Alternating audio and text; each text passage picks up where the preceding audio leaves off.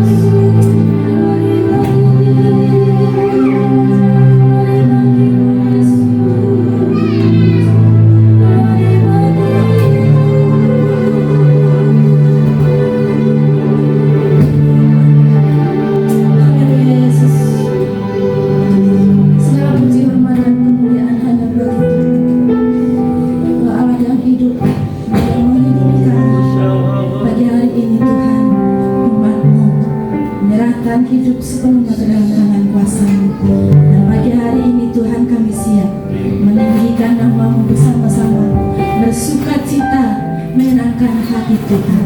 Terima kasih Tuhan, perkenankan Tuhan layakkan kami untuk kami menyenangkan hati Tuhan sebagai persembahan ucapan syukur kami Tuhan. Terima kasih Tuhan, pagi hari ini kami siap memuji memuliakan nama-Mu hanya di dalam nama Tuhan Yesus. Haleluya, amin. Beri kemuliaan bagi Tuhan kita Yesus Kristus.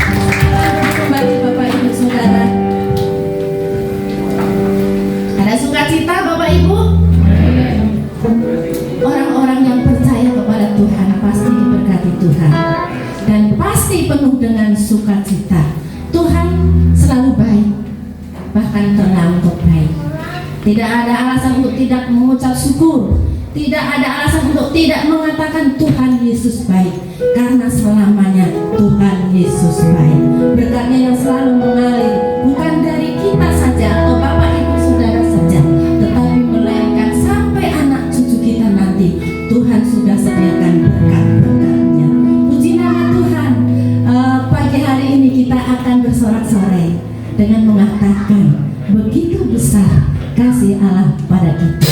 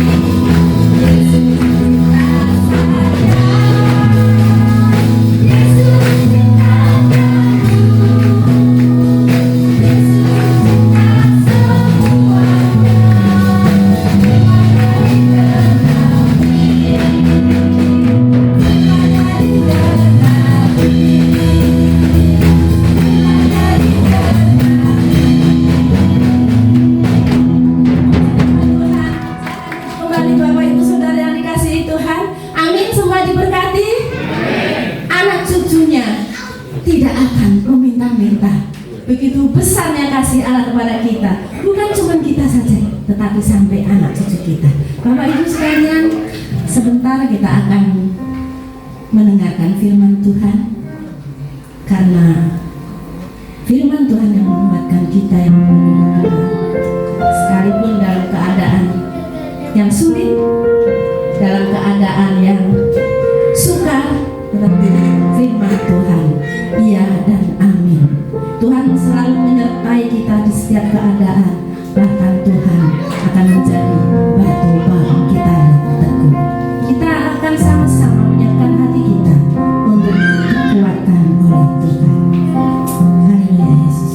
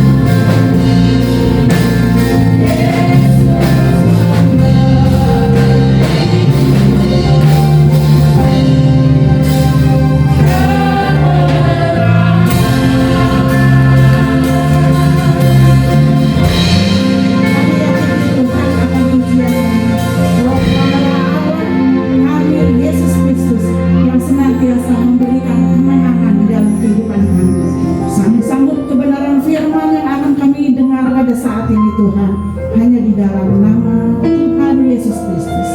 Setiap kita yang percaya, kita katakan amin. Silakan duduk. Puji Tuhan, saudara kasih oleh Tuhan. Tema renungan kita pada pagi hari ini adalah dalam namanya ada kuasa, yang terdapat di dalam Kisah Para Rasul pasal yang ketiga, ayat yang pertama sampai ayat yang ke-10. Demikian bunyi firman Tuhan. Kisah Para Rasul pasal yang ketiga, ayat yang pertama sampai ayat yang ke-10. Ayat ini tidak asing di dalam kehidupan kita. Ya, mungkin kita sering membacanya, tetapi kita akan membaca lagi pada pagi hari ini. Petrus menyembuhkan orang lumpuh. Pada suatu hari menjelang waktu sembahyang, yaitu pukul 3 petang, naiklah Petrus dan Yohanes ke bait Allah. Di situ ada seorang laki-laki yang lumpuh sejak lahirnya, sehingga ia harus diusung. Tiap-tiap hari orang itu diletakkan dekat pintu gerbang bait Allah yang bernama Gerbang Indah, untuk meminta sedekah kepada orang yang masuk ke dalam bait Allah. Ketika orang itu melihat bahwa Petrus dan Yohanes hendak masuk ke bait Allah, ia meminta sedekah. Mereka menatap dia dan Petrus berkata, "Lihat kepada kami." Lalu orang itu menatap mereka dengan harapan akan mendapat sedekah dari mereka. Tetapi Petrus berkata, "Emas dan perak tidak ada padaku, tetapi apa yang kupunyai kuberikan kepadamu. Demi nama Yesus Kristus orang Nazaret." Itu berjalan. Lalu ia memegang tangan kanan orang itu dan membantu dia berdiri. Seketika itu juga kuatlah kaki dan mata kaki orang itu. Ia melonjak berdiri lalu berjalan kian kemari dan mengikuti mereka ke dalam bait Allah, berjalan dan melompat-lompat serta memuji Allah. Seluruh rakyat itu melihat dia berjalan sambil memuji Allah. Lalu mereka mengenal ia sebagai orang yang biasanya duduk meminta sedekah di gerbang indah bait Allah, sehingga mereka takjub dan tercengang tentang apa yang telah terjadi kepadanya. Saudara kasih oleh Tuhan, setiap kita pasti punya yang namanya harapan. Harapan untuk kita bahagia, harapan untuk kita menjadi orang yang sukses, memiliki harapan di dalam kehidupan kita, tenang, ya, dan lain-lain, mungkin banyak lagi. Tentunya agar harapan kita itu dapat kita nikmati, pastinya kita akan berupaya untuk kita mencapai atau menggapai apa yang menjadi harapan kita. Ya. Mungkin bagi seorang anak yang masih sekolah SD, dia pasti akan ditanya sama orang tuanya. Ketika dia ditanya, dikatakan, "Apa cita-citamu, Nak?" Ada yang mungkin ingin jadi dokter, ada yang mungkin ingin jadi insinyur, ada yang mungkin ingin menjadi pramugari, menjadi pilot, dan lain-lain. Bahkan mungkin ada yang mengatakan cita-citaku ingin menjadi presiden. Kadang-kadang kalau kita melihat atau mendengar kata-kata itu, ya mungkin kita katakan, ya sekolah yang rajin ya Nak, agar cita-cita kamu itu dapat tercapai. Belajar untuk kamu dapat mencapai ya cita-citamu agar kamu bisa tercapai. Saudara kasih oleh Tuhan, setiap kita pasti memiliki yang namanya harapan. Begitu pula di dalam kehidupan seorang yang lumpuh, dikatakan sejak lahir, yang selalu diusung oleh teman-temannya untuk dia meminta sedekah. Namun saudara yang kasih oleh Tuhan, pada saat itu ada harapan yang diingini oleh orang lumpuh ini. Saya yakin ya, kalau kita berpikir secara logika, orang yang lumpuh ini adalah orang yang lumpuh sejak lahir. Entah sekian lama dia berada di bait Allah atau di pintu gerbang bait Allah itu, sudah dia mencapai umur yang mungkin 30, mungkin 40. Ya, karena di sini tidak dicantumkan berapa umurnya. Namun pada saat itu saudara yang dikasihi oleh Tuhan, dia mengalami satu keterikatan karena dia tidak bisa apa-apa. Dia hanya minta belas kasihan orang untuk dia sampai ke pintu gerbang saja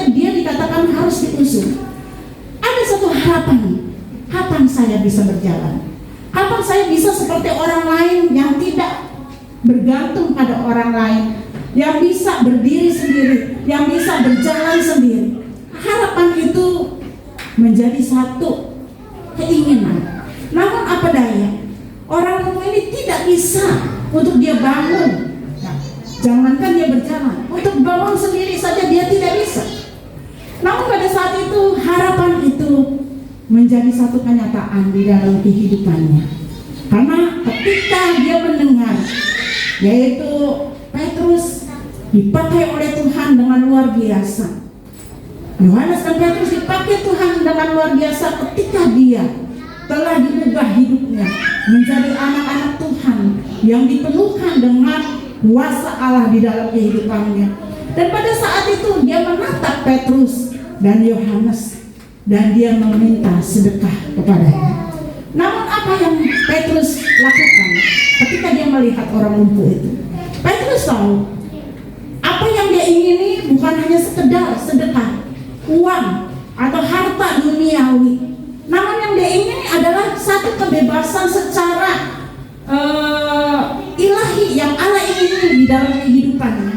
Sehingga pada saat itu ada satu ungkapan di dalam ayat yang ke-6, tetapi Petrus berkata, emas dan perak tidak ada padaku, tetapi demi nama Yesus Kristus orang Nazaret itu berjalan. Apa yang terkandung di dalam perkataan Petrus ini? Yang pertama, saudara yang kasih oleh Tuhan, Petrus ingin agar orang lumpuh ini menaruh harap yang tidak hanya sekedar harapan, tetapi dia ingin untuk memiliki atau orang lumpuh ini untuk memiliki satu yang namanya kepercayaan. Saudara yang kasih oleh Tuhan, kepercayaan itu sangat penting di dalam kehidupan kita.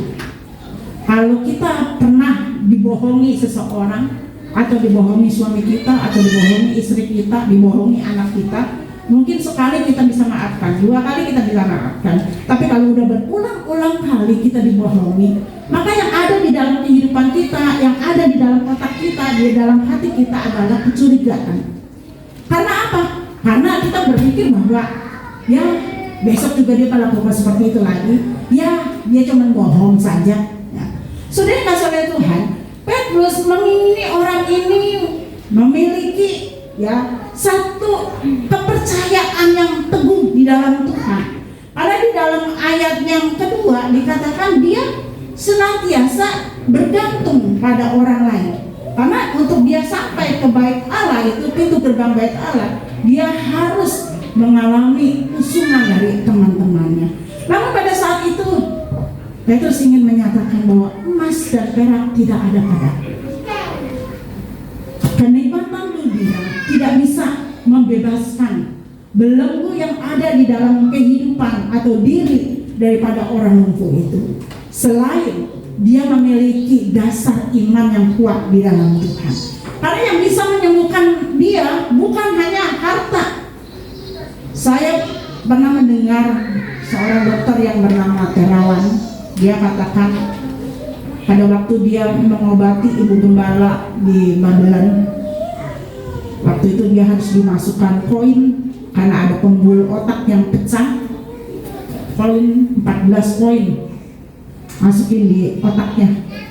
Dan pada saat itu saudara yang kasih oleh Tuhan, Dokter Terawan katakan seperti ini, bagi manusia mustahil, tapi bagi Tuhan tidak ada yang mustahil. Dia katakan bahwa manusia hanya bisa berusaha, tetapi Tuhanlah yang menentukan. Dan banyak kali pasien yang saya dapati adalah orang-orang yang pada saat itu hanya bergantung dengan harta, tapi dia lupa untuk dia bergantung sama Tuhan. Walaupun kita banyak memiliki harta, tapi kalau kita nggak memiliki ketergantungan, percaya dengan sungguh-sungguh kepada Tuhan, maka hal itu tidak pernah terjadi. Coba dikatakan sama ibu gembala ini, banyak orang-orang yang ke dokter itu baru lihat dokternya aja dia udah merasa sembuh.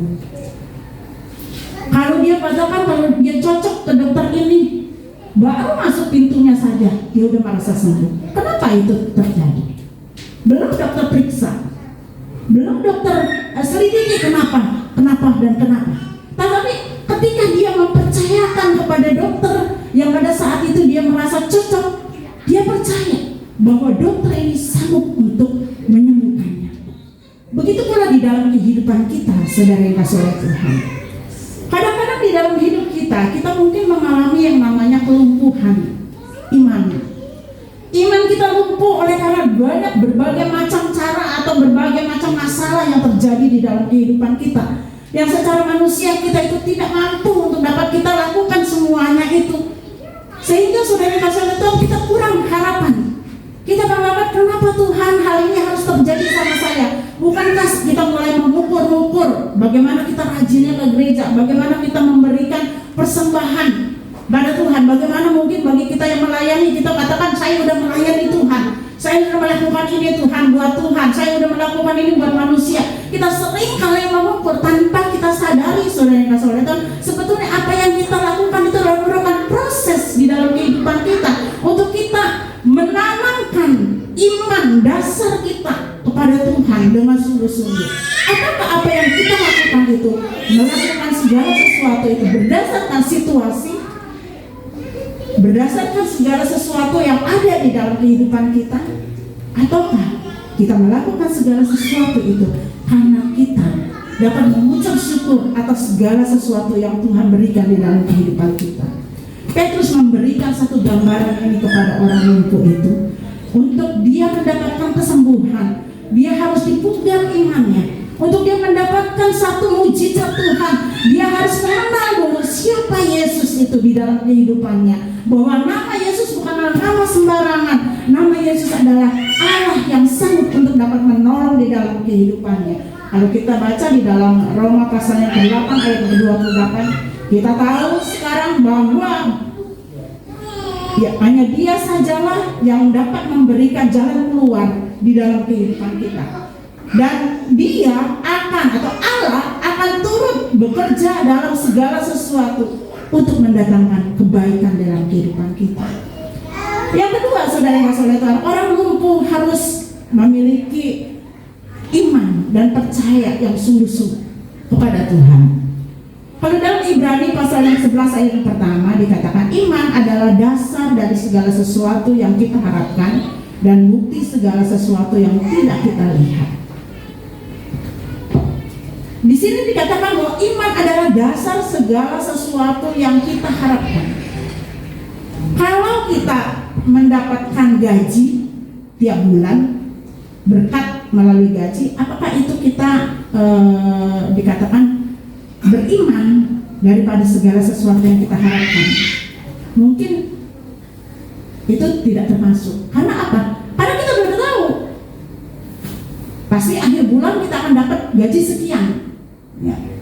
Tetapi kalau di sini dikatakan iman adalah dasar segala sesuatu yang kita harapkan, yang belum pernah kita tahu berapa dan apa yang akan kita dapat, tetapi sebagai bukti untuk segala sesuatu yang akan kita lihat. Iman itu seringkali berbeda dengan logika kita. Iman itu seringkali berbeda dengan apa yang kita duga. Karena itu Allah ingin di dalam kehidupan melalui Petrus pada orang lumpuh ini, agar dia memiliki iman, percaya dengan sungguh-sungguh kepada Tuhan. Orang lumpuh ini tidak akan mengalami satu kesembuhan jika ia tidak memiliki percaya yang sungguh-sungguh kepada Tuhan. Dia hanya membutuhkan, pada saat itu dia hanya membutuhkan sesuatu hal secara lahiriah, yaitu sedekah. Tetapi yang dia butuhkan adalah merupakan satu kesembuhan secara batiniah. Apa yang dikatakan oleh Amsal, hati yang gembira adalah obat yang manjur. Benar apa benar? Benar ya, saudara. Kalau kita sakit, kita hanya meratapi sakit kita saja. Misalnya, aduh badan saya lemes-lemes nih, ya, lesu, letih. Kita tiduran aja. Ya. Maka kita akan lama-lama apa? Sakit. Tapi ketika kita kata, letih, lesu, beban berat, ya saudara kasih oleh Tuhan. Terus kita ada inisiatif, minum deh jamu, ya misalnya bukannya cara mulut ya. Ya, tapi misalnya sudah muncul itu apa? Tolak angin, ya. Kita minum, oh dicampur kayaknya enak nih kalau campur air panas, ya. Anget. Saudara Tuhan, selain itu kita juga akan bergerak kalau olahraga di depan, mumpung panas, olahraga. Ada yang namanya apa?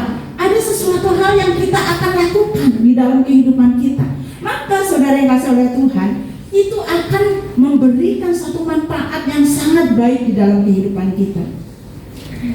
Roma pasal yang ke-10 ayat yang ke-17 berkata, jadi iman timbul dari pendengaran, dan pendengaran akan firman Kristus.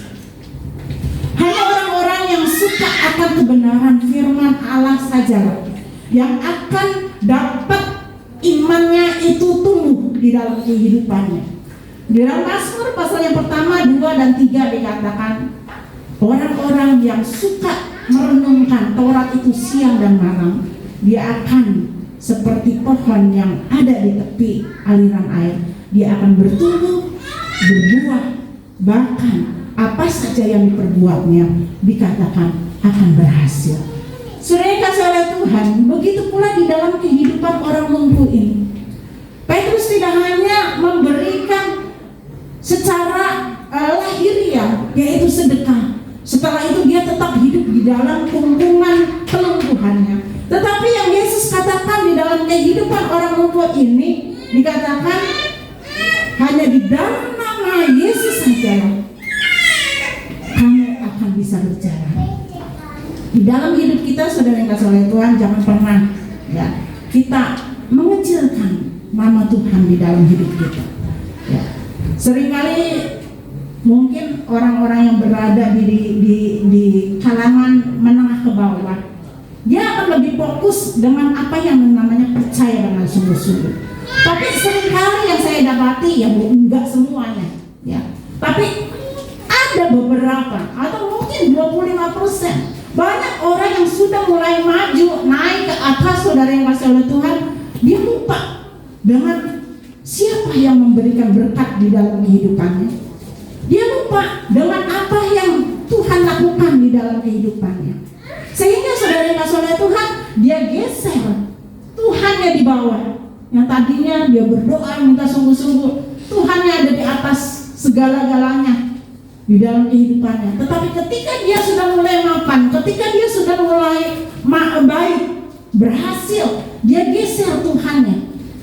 Saudara yang kasih oleh Tuhan, kalau kita menggeser Tuhan kita yang memberikan segala berkat di dalam kehidupan kita, yang memberikan segala kesehatan dalam kehidupan kita, di bawah kita atau di bawah keberhasilan kita, saya yakin kita tidak akan dapat menikmati berkat Tuhan itu lama. Berkat itu akan diambil oleh Tuhan karena kita dinamakan sudah menduakan Tuhan dalam hidup kita. Petrus ingin orang lumpuh ini, dia memiliki satu ketergantungan yang baik kepada Tuhan, agar Tuhan dapat memberikan sesuatu perbuatan yang berhasil di dalam kehidupannya. Dan yang ketiga, jangan pernah meragukan kuasa nama Yesus. Kalau di dalam ayat yang ke-7 dan ke-8 di situ dikatakan, ketika Petrus memegang tangan orang lumpuh itu, dan pada saat itu dia mengangkatnya, dan pada saat itu orang lumpuh itu bisa berdiri dan berjalan. Yang Paulus pernah mengatakan, demikian juga halnya dengan iman. Jika iman itu tidak disertai dengan perbuatan, maka iman itu pada hakikatnya adalah mati. Di dalam kehidupan kita, saudara yang kasih oleh Tuhan, kalau kita ingin menjadi orang-orang yang berkecukupan, baik secara materi maupun secara rohani, Tuhan ingin supaya kita itu memiliki yang namanya tindakan. Kalau kita ingin berhasil di dalam pekerjaan kita, tentunya kita akan menjadi atau mengikuti akan aturan-aturan perusahaan.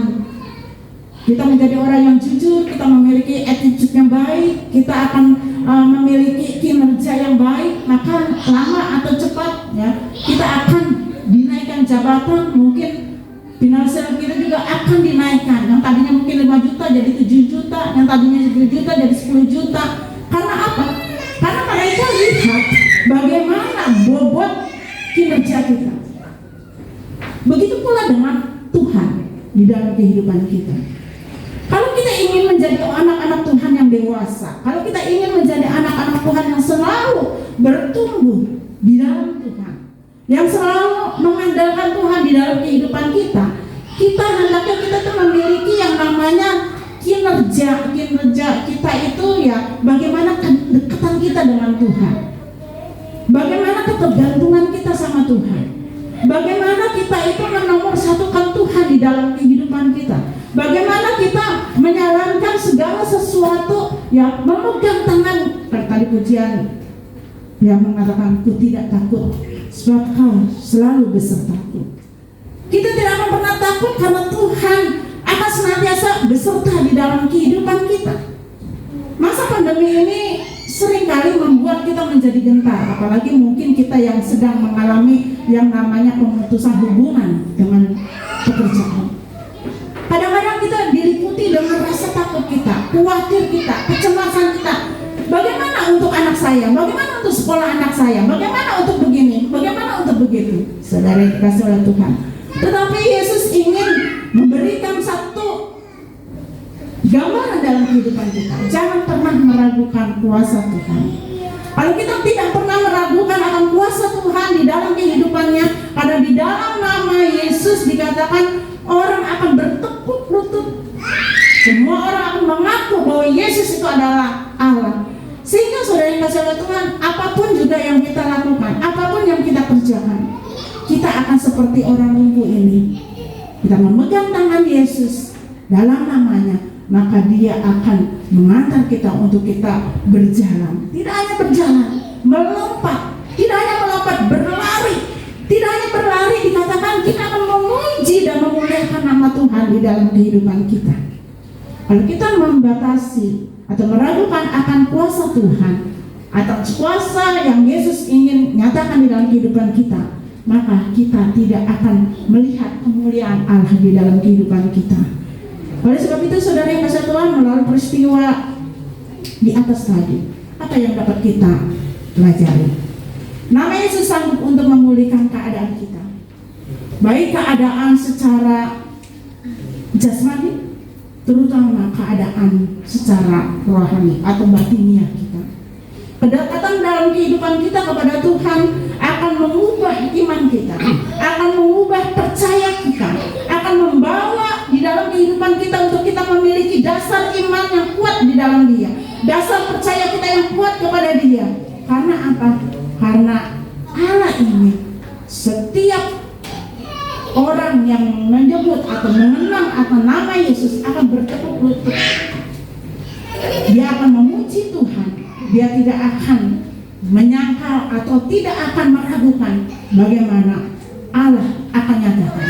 Seperti ada satu pujian yang mengatakan, apa yang tak pernah dilihat oleh mata, apa yang tak pernah didengar oleh telinga, tapi Allah sanggup untuk dapat melakukan. Percaya saudara yang kasih oleh Tuhan, apapun yang menjadi pergumulan kita, percaya Tuhan akan sanggup memulihkan di dalam kehidupan kita.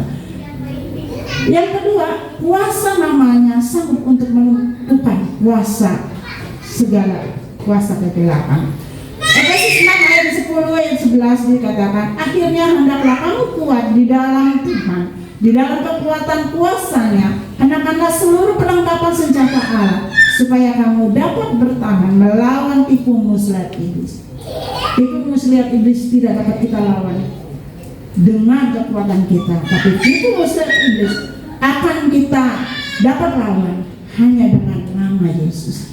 Biarlah melalui renungan firman Tuhan pada pagi hari ini dapat membawa di dalam kehidupan kita untuk kita tetap senantiasa percaya bahwa nama Yesus itu adalah nama yang berkuasa. Kita nanya pujian tadi, ku tidak takut sebab kau besertaku. Ku tidak takut.